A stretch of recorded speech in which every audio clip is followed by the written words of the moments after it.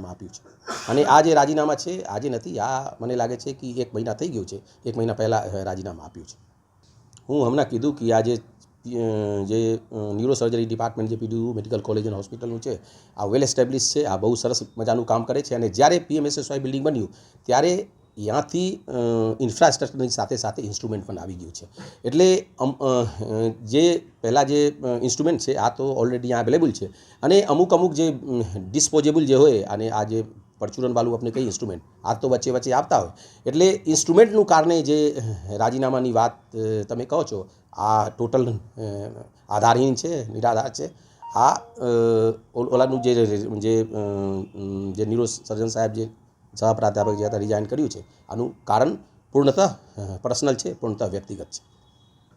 જો આપને એવી રીતે થાય કે અહીંયા મહેકમ હોય, મહેકમમાં પ્રાધ્યાપકથી લઈને સહપ્રાધ્યાપક, મદદનીશ પ્રાધ્યાપક, રેસિડેન્ટ બધા હોય, અત્યારે 3 ન્યુરોસર્જન આપના પાસે છે અને સરકારશ્રીનું નિયમ મુજબ આપને જે વેકેન્સી હોય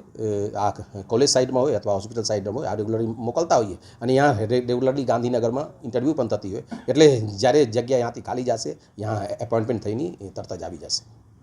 એને હું હમણાં કીધું કે અત્યારે 3 ન્યુરોસર્જન આપના પાસે છે અને સાથે સાથે જે સર્જરી ડિપાર્ટમેન્ટ છે આ સર્જરી ડિપાર્ટમેન્ટથી રેસિડેન્ટ પણ રોટેશન વાઇઝ જ્યાં જતા હોય, એટલે અત્યારે જે સારવાર છે સારવારમાં કોઈ પણ મુશ્કેલી નહીં થાય.